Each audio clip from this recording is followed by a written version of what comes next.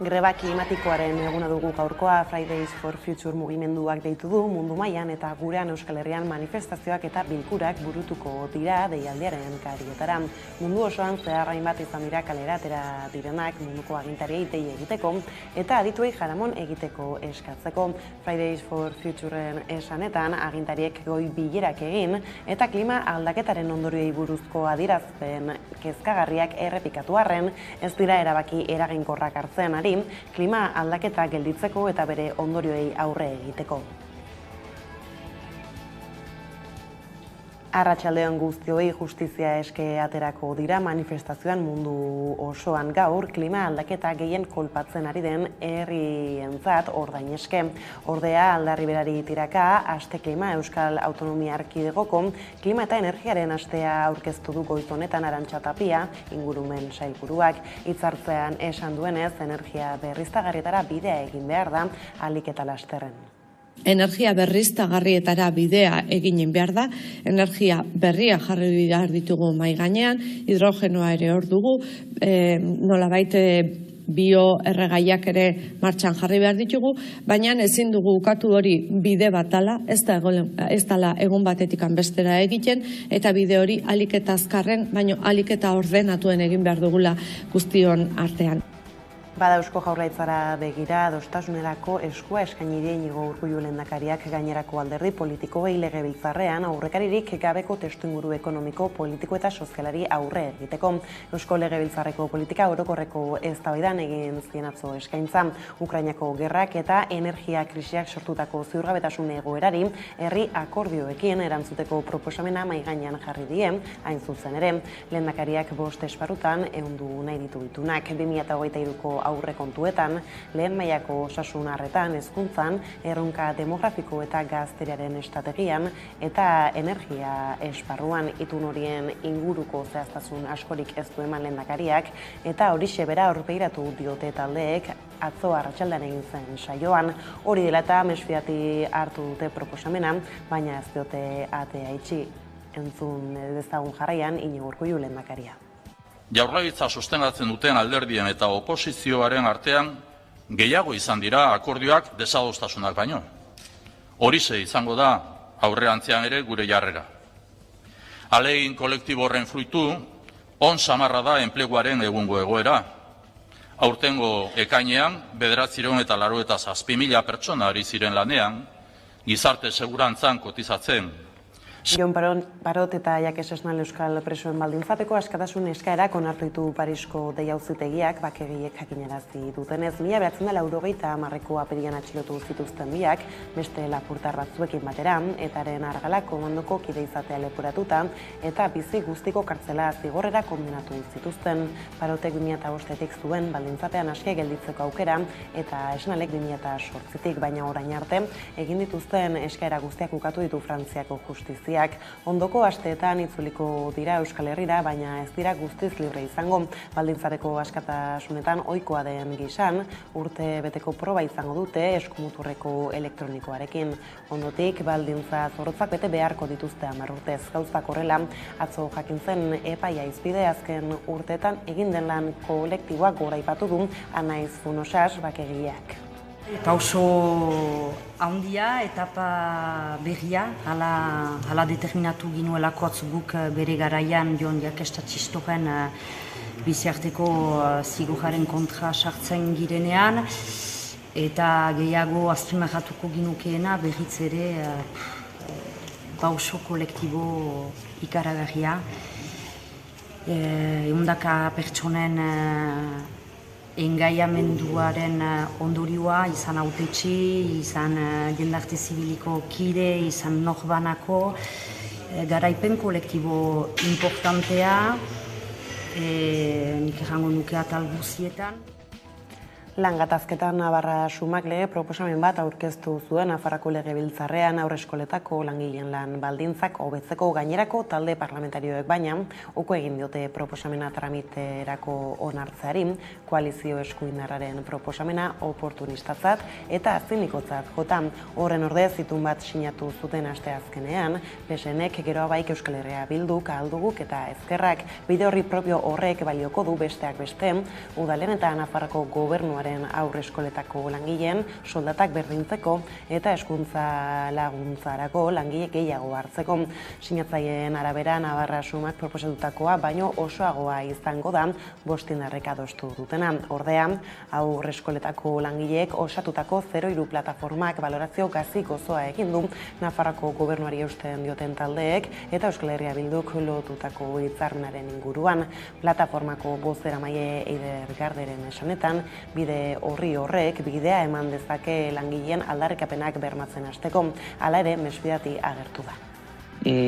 Akordioa bera pinta ona daukela, baina nolabait ez dago kalendarizazio bat planteatzen diren akordio edo neurri guztietarako, ez? Urte eta hitz egiten du akordioak ez du zehazki egutegi bat ezartzen. Euskararen eta unibertsitatearen arteko zubilana egiteko sortu zen Udako Euskal Unibertsitatea. Udako ikastaroak antolatzen hasi zen, unibertsitate liburuak publikatu zituen gero, ia 500 argitalpen ditu dagoeneko, eta Euskal Ikertzaien komunitatea trinkotzen jardun da bereziki azken urteetan. Orain 50 urteko ibilbidea ospatu du Bilboko kafe antzokian egindako ekitaldi jendetsu batean. Datozen urteetan berriz, euskarazko online unibertsitatea sortzean jarri dute xede. Artean Ane Sarasua, UEUko idazkari nagusiaren hitzetan oraindik proiektuak ez du behar duen merezimendua. Etorkizunari aurrea hartzeko prest. Hala ere, harrotasun puntu honetatik esan behar dut ere, harro gaudela, baina ez konforme. Baliabideak behar ditugula eta halako proiektuentzat aitortza lortzea, jasotzea oso garrantzitsua dela. Eta beraz, etorkizun hurbil hori ere ilusioz beteta, baina, aprobetxatuko dugu, ero indarra jarriko ditugu baliabide horrek lortzeko, aitortza lortzeko, eta horrekin UEUk merezi duen tokia izan dezan. Eta kulturarloari helduta iritsi da Ainoaren eguna. Fermin Muguruzak Blakiz Beltzabi Ainoa filma estreinatuko du gaur Belodromoan. Zinegileak esan du jende guztiak arnasaldi berean hartzea nahiko lukeela eta horretarako aurre beroketa egingo dute kanpoaldean. Kortaturen zu atrapatu arte da Blakiz Beltzabi Ainoaren soinu bandako lehen kanta. 1980ko hamarkadako koloreak. Hala kortaturen eta belaunaldi baten abestiak entzungo dira filmean. Izan ere, Ainoa pelikulako heroia Euskal Herrira joango da 1988 urtean Mane Saitaren lurraldea ezagutzera. Josune kazetaria eta haren kuadria topatuko dituan. Beste toki batzuetara ere joango dira. Eta Fermin Muguruzak gazte zela ondo ezagutzen zuen giro soziopolitikoan murgilduko da. Gaur da Ainoaren eguna Donostiako zinemaldian Belodromoan estreinatuko dute animaziozko filma arratsaldeko 8:00 sarrera guztiak agortuta daude. Ostiraleko lerroburuak hala heldu diezaiegun eguneko argazkiari ingurumenari lotuta Fridays for Future kolektiboa gaur mobilizatuko da klimaren aldeko greba globalean. Fridays for Future mugimenduak greba klimatikoa deitu du mundu osoan eta Euskal Herrian bilkurak eta manifestazioak deitu dituzte hiriburuetan. Milaka lagunek kaleak hartu dituzte beste behin klimaren aldeko greba globala dela eta aurtengoan lurralde, autosufizientea eta energiaren demokratizazioa izan dituzte hizpide. Munduko agintariei dei egin diete adituei jaramon egiteko eskatuz. Fridays for Futureren esanetan agintariek goi bilerak egin eta klima aldaketaren ondori buruzko adierazpen kezkagarriak errepikatu arren ez dira erabaki eraginkorrak hartzen ari klima aldaketa gelditzeko eta bere ondoriei aurre egiteko. Justizia eskaterako dira manifestazioan mundu osoan klima aldaketa gehien kolpatzen ari den herrientzat ordain eske.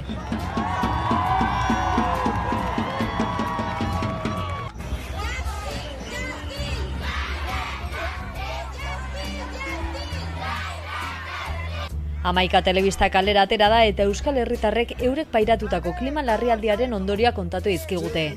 Egoeraren aurrean kezkatuta daude.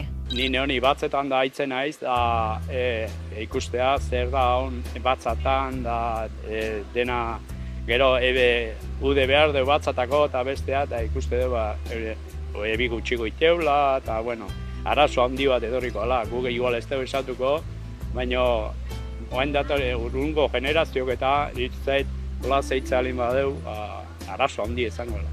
Egia da klima asko aldatu dela, baina ez dakit oso zaila da bizigaren munduan gauzak hauek aldatzea. Klima hau ez da berezkoa gauden egunetan, eta kaka bat da, da hau. Zeta lehen moraldi honetan, gehienetan euria egiten zuen. Eta ni uste dute dana, eta mendik pizkaraka, bero gehiago ikuko dugula, eta euria igual ez dugu eukiko. Gure gizartean, nik naturan ikusten dut gehien bat, ikusten ditut glaziarrak txikitzen mendian, ikusten dut itsasoa somatzen dute pelago, somatzen ditut temperatura ezberdinak edo urtaroekin pizkar nahasiak, ez dakit ala izan den beti, baina horrela somatzen dut. Entzuten dut zuteak zelakoa diren, ikusten dut nola arrainak ere hiltzen ari diren, guzti hori larrialdi horretatik dana.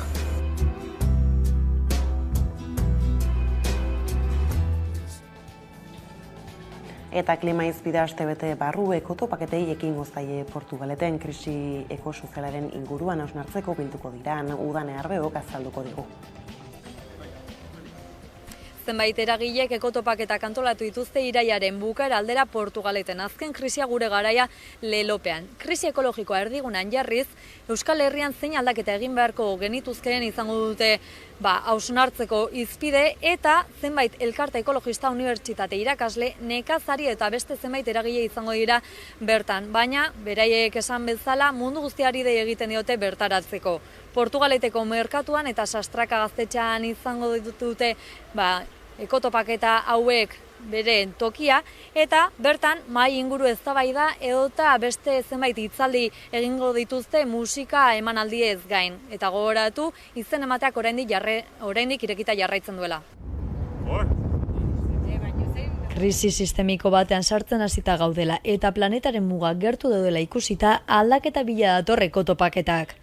Bizi dugun krisi ekosoziala erdigunean jarriz eta Euskal Herrian aldaketa bultzatzeko modu ez hausnartzeko jardunaldiak antolatu dituzte hilaren 30 hasi eta urriaren 2 bitartean, Portugaleten. Gertatzen ari dena hitz egin beharra dagoela iritzita. Egiten duguna alda krisi ekologikoa gerarazteko egin dezakegun guztia. Mundu guztiarentzako irekiak izango dira jardunaldiak eta horietan zenbait elkarte ekologistek, unibertsitate irakaslek, nekazarik eta beste eragile batzuek hartuko dute parte. Azken krisia gure garaia lelopean. Portugaleteko merkatuan eta Sastraka gaztetxean egingo dituzte, eta egitarau zabala aurkeztu dute jada. Hitzaldi, mahai inguru eta eztabaidaekin batera, musika emanaldiak eta bestelako ekitaldiak ere egingo dituzte. Arazoak globalak izanik ere, Euskal Herrian aldaketa eragiteko zer egin behar den izango dute mintzagai ekotopaketetan. Baita xede hori lortze aldera tresna berri bat beharrote den ere.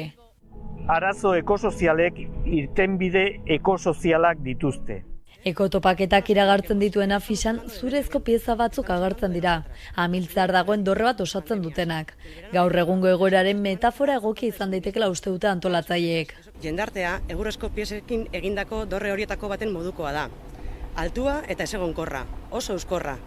Ez dezagun ahaztu, labe garaienak ere erdoilak hartu zituen, eta Inperio Handiak erortzen dira. Aldaketen garaiak datoz, eta ez gaude prest. Egurrezko dorraren iduria hautatu dugu, jengarena. Gure etxea erortzeko zorian egon daitekelako. Ekiteko garaia dela aintzat harturik aldaketa bila datoz.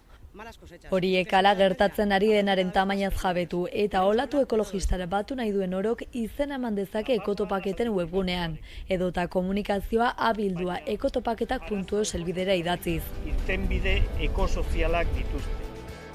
Bestaldetik, Euskal Herrian eraiki asmo diren parke eolikoen arira urriaren 11an Azpeitiko bizilagunek, udal agintariek eta Piaspe parke eolikoa sustatu nahi duen Statkraft enpresak batzar irekia egingo dute.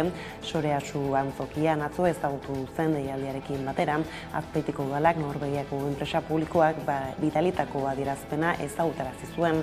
Bertan labur-labur azaltzen da proiektuaren abiapuntua, hala nola enpresaren asmoa azpiegituraren onurak tokiko komunitatera iristea, eta horretarako bi ardatz proposatu dituzte, sozializazioan eta partaidetza.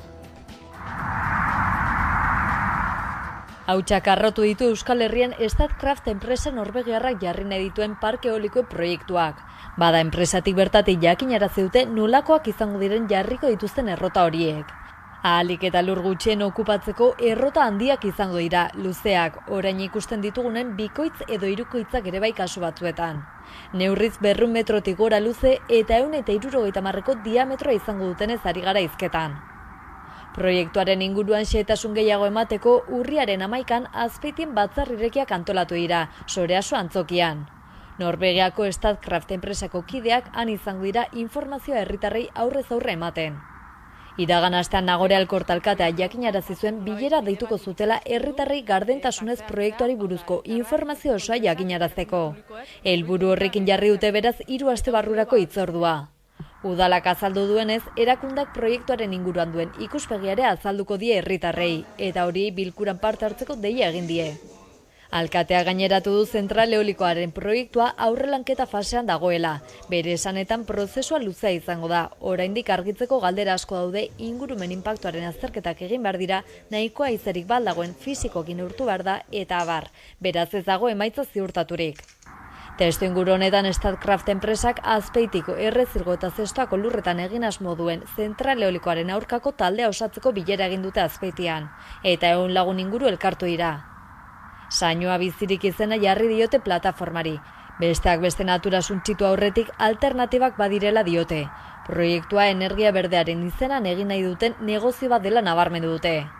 Une honetan herritarrak eta plataformako kideak urriaren 11ako batzarrera arreta handiz begira daude, informazio eta xehetasun gehiagoren esperoan.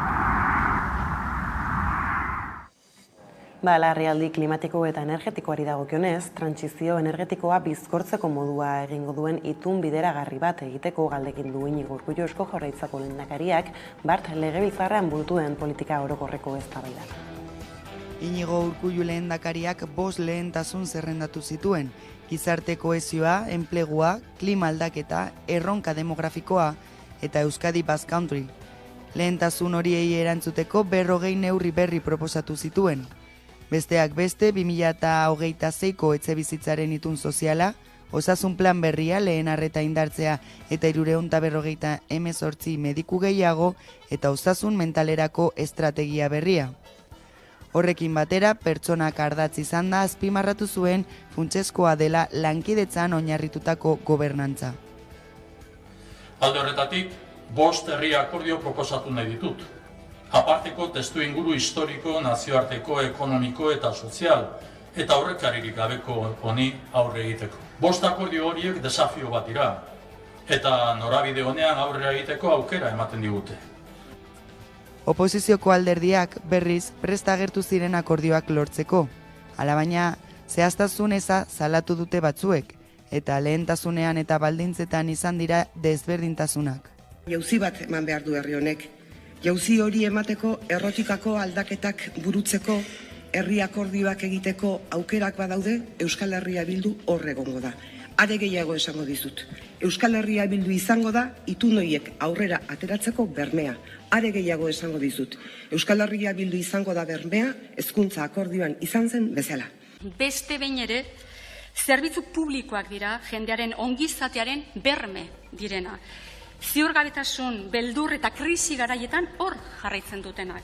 Eta bistakoa da Euskaldunen osasuna eta bizitza babesteko funtsezkoa dela. Beste behin ere, publikoa dena babestea. Guztioi berdin dagokiguna babestea. Le ofrezco la posibilidad de pactos y acuerdos centrados en el interés de nuestra sociedad vasca. Pactos y acuerdos útiles para enfrentar la crisis. Legealdiaren erdia igaro berri dute, eta orain arte egindakoak eta egungo erronkak izan dira hitzorduaren protagonistak. Orain ikusteko dago neurriek eta akordioek noranzko bidea hartuko duten. Eta aipatu dugu lerrobuetan ere Jon Paroten eta Jakes Esnalen baldintzapeko askatasun eskaerak onartu dituzte. 32 urte daramatzate preso Frantziako presondegietan. Esnalek egin zuen bigarren askatasun eskaera zen eta Parotena 6. Eragileek Frantziako eta Espainiako estatuei dei egin diete bake prozesuan inplika daitezen.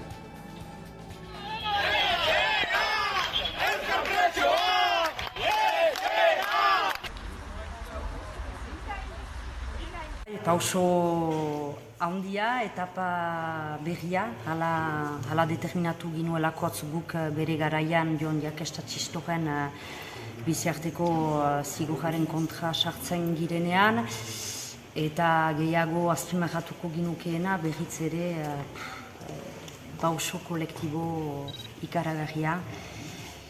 Ehundaka pertsonen engaiamenduaren ondorioa, izan hautetxe, izan jendarte zibiliko kide, izan norbanako, garaipen kolektibo importantea, nik errango nuke atal guzietan. Egun importanta, ustez, bake prozesu honen bide luze horretan, bidea ez da bukatua. Oino badugu asko lan egiteko, baina gaurko egun honek bait marka gorri bat ere pausatu du.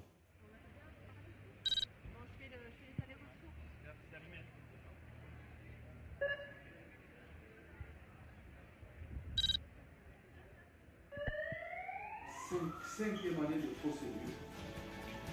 Que le temps perdu aussi pour le faire.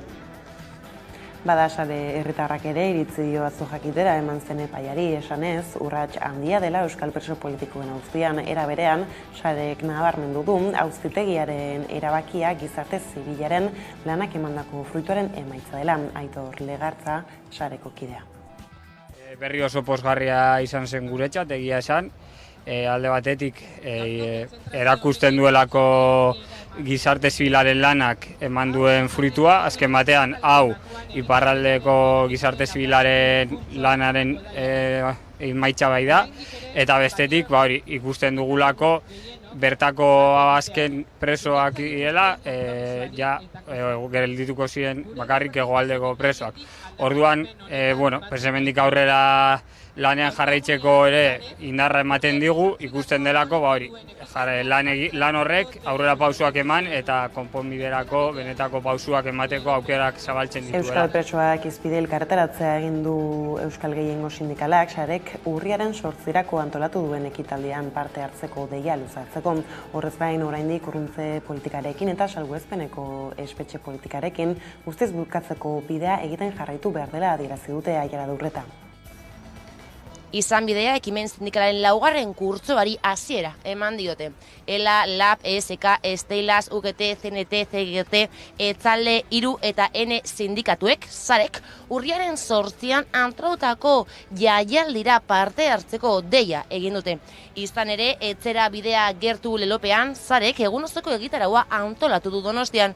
Bada urruntze politikarekin eta salbuespenezko espetxe politikarekin amaitzeko bidea egiten jarraitu behar dela nabarmendu du Euskal Gehiengo Sindikalak.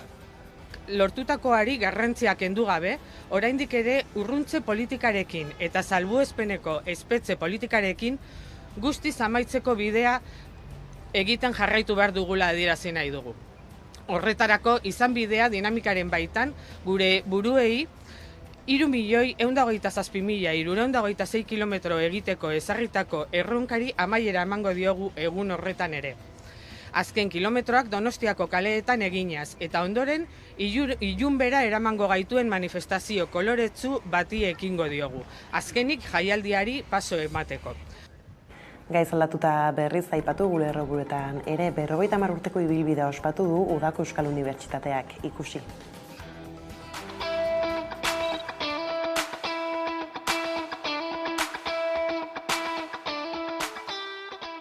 Etorkizunari aurrea hartzeko prest. Hala ere, harrotasun puntu honetatik esan behar dut ere, harro gaudela, baina ez konforme. Baliabideak behar ditugula eta halako proiektuentzat aitortza lortzea, jasotzea oso garrantzitsua dela. Eta beraz, etorkizun hurbil hori ere ilusioz beteta, baina, aprobetxatuko dugu, ero indarra jarriko ditugu baliabide horrek lortzeko. Aitortza lortzeko, eta horrekin ueuk merezi duen tokia izan dezan.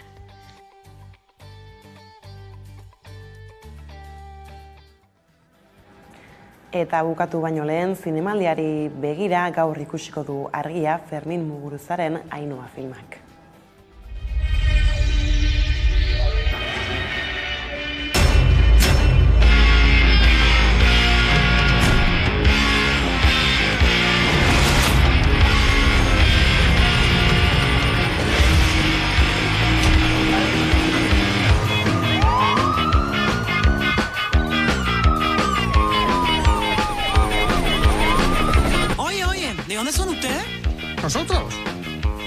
holandés, ¿eh?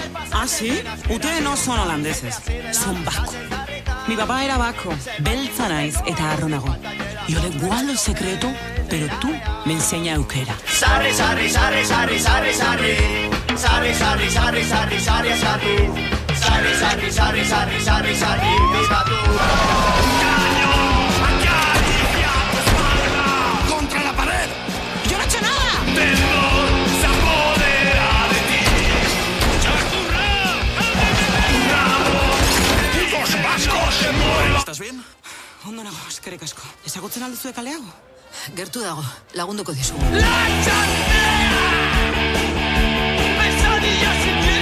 Hau da oparitu zidan lehenengoa.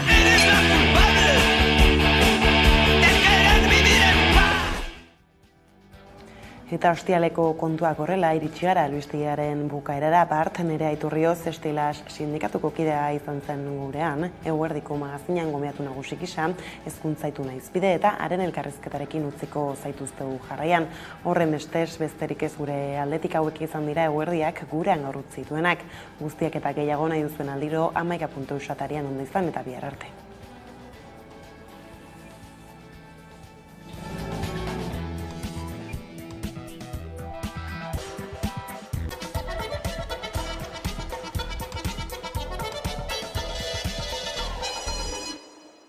Egunero legez, eguneko elkarrizketari ate irekiko diogu, tarretarako gaurkoan gurekin daukagu Nagore Iturrioz, Estilas hezkuntza sindikatuko bozeramailea. Eguerdion, ongi etorri.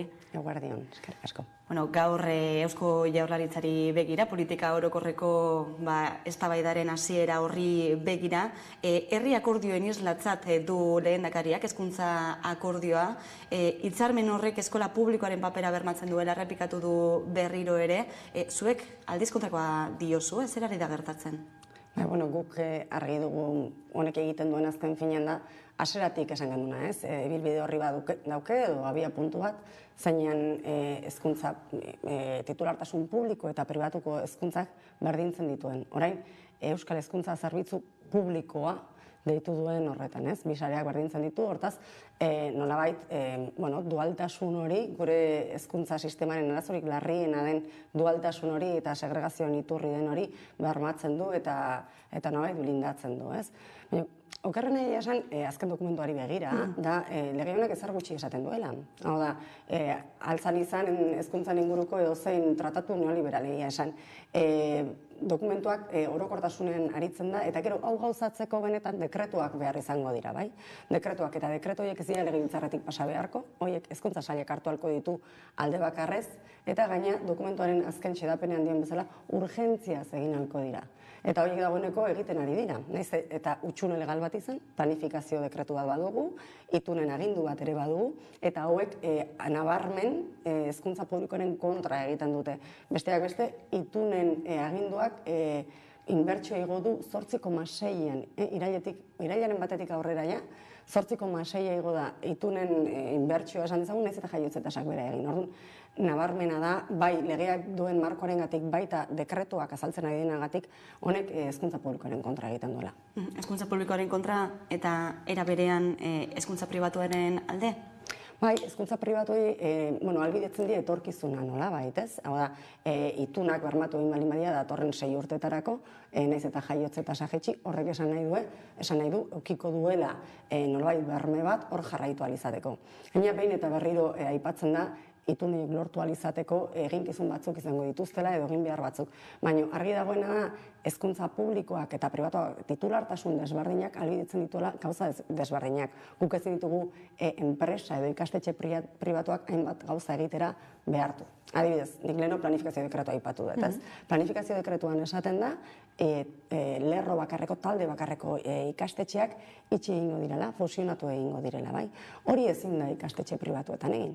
Hortaz, legeak adibidez sartzen ditu, arautzen ditu gauza gehienak hezkuntza publikoaren ingurukoak dira, ze ezin ditu arautu pribatuaren inguruan.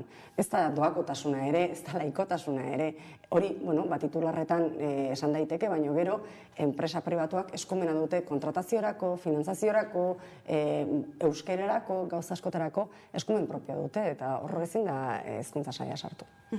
Ikastolak ere itunpekoen talde horretan sartu ditu Eusko Jaurlaritzak, ados zaudete tratamendu horrekin? Ez aldira da. Diot, titulartasuna pribatua da, ez? Argi dago, eta guk aitortza hori noski egiten dugula, ze sindikatu honek babestu zituen ikastolak bere hasiera horretatik, ez? Argi dago, errealitate politiko eta sozial bati erantzuten ziotela bere garaian, eta diodan bezala guk babestu egin genituen, baina baita ere publikotasuna zutela helburu, ez? Aipatu duzu, publikoaren alde ez duela egiten, behintzat zirriborroak, zein interes egon daitezke horretarako?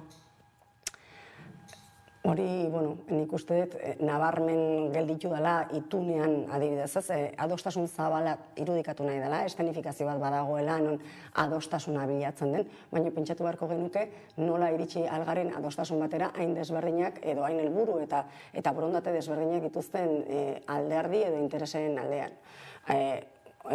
Ez eta esango ikastetxe publikoak eta pribatuak talkan ari garenik borrokan, ez dugu ikastolen gatik galdetzen zenean, guk ez dugu ikastolen kontrako borrokarik albidetzen kontrakoa, guk publikoaren alde borrokatzen dugu, baina argi dago interesak askotan kontrajarriak direla. Orduan, ezin da irudikatu publikoaren aldeko lege bat hain pozik dituenak patronal pribatuak, ez?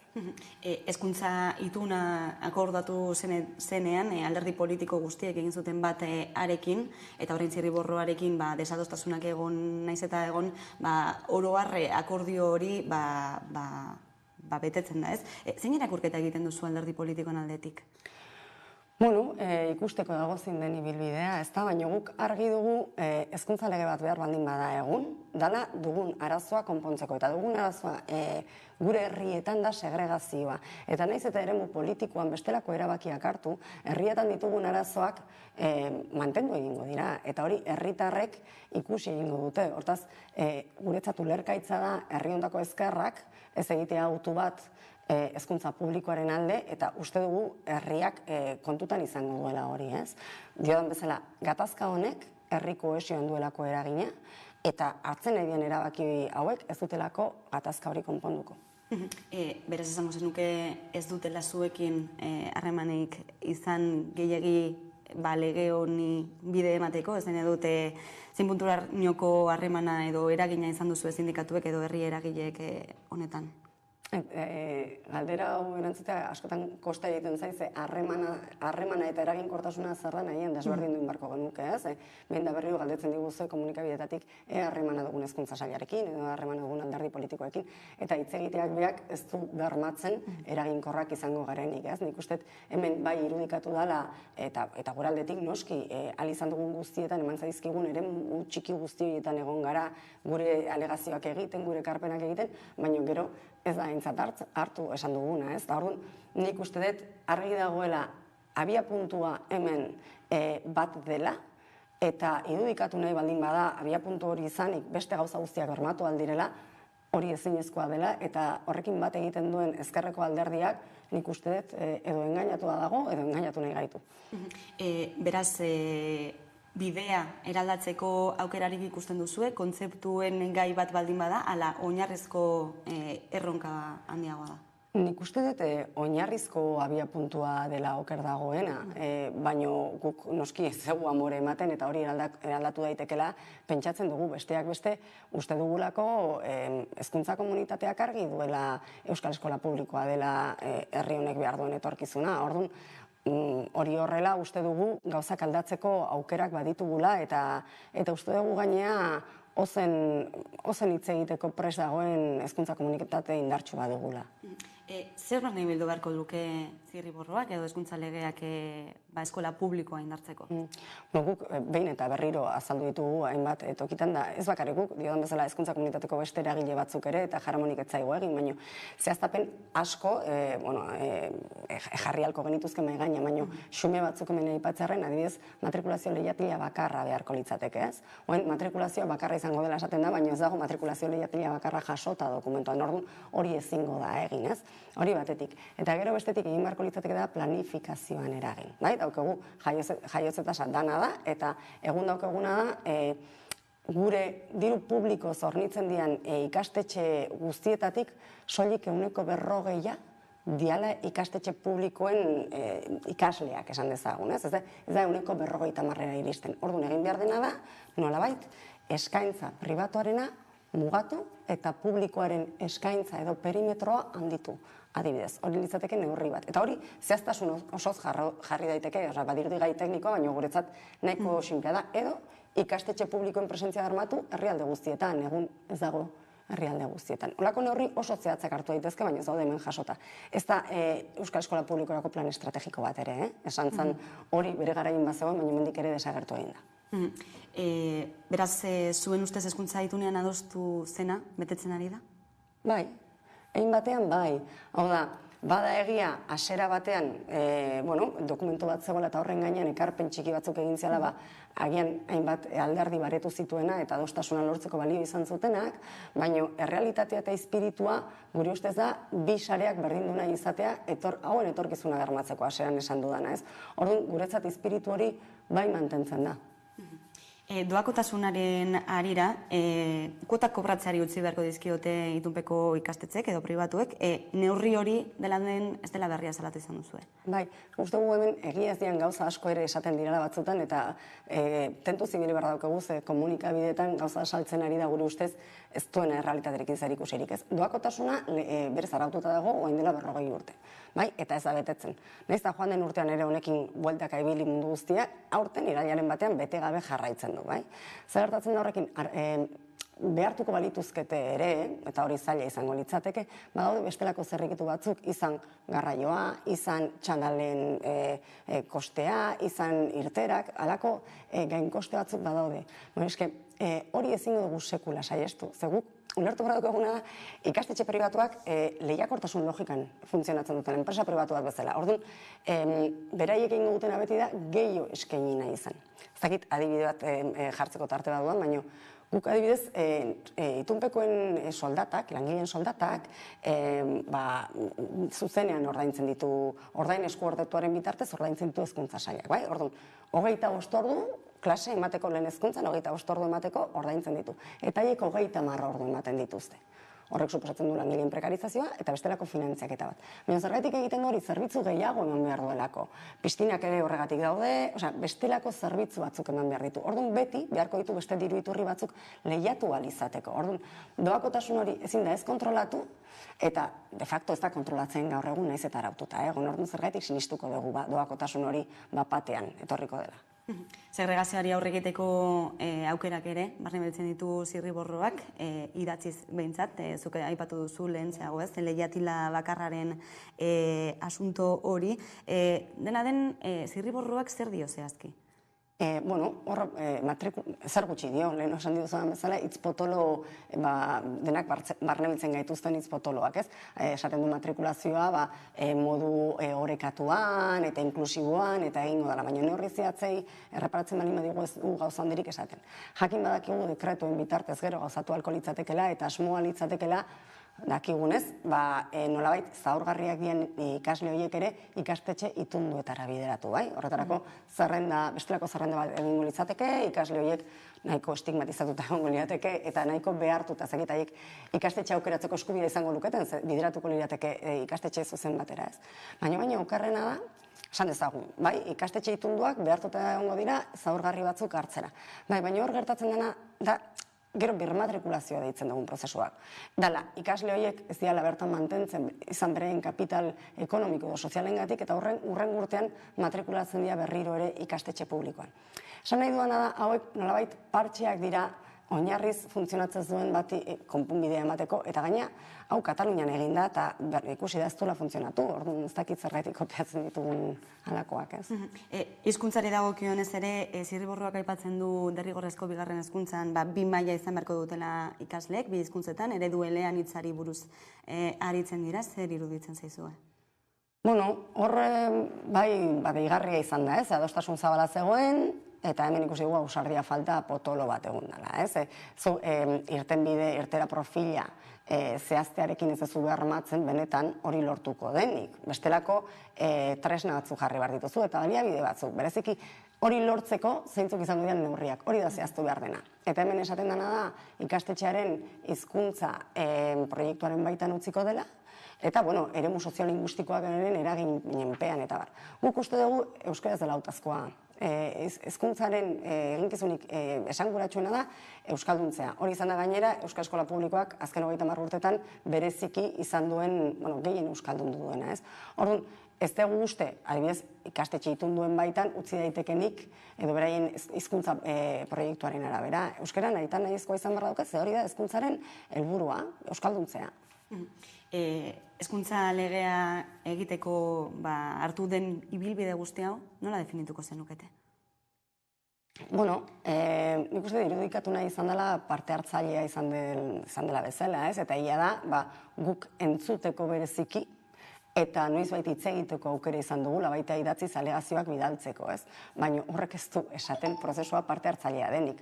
Horrek esan nahi du, baten aukera izan dugunik, ez? Guri ustez hau alde bakarrekoz jorratu den prozesu bat izan da, hasieratik jakina izan zein zan helburua, eta gu noski ez dira sentitzen ordezkatuta lege honengatik, eta ez dugu sentitzen honen parte izan garenik.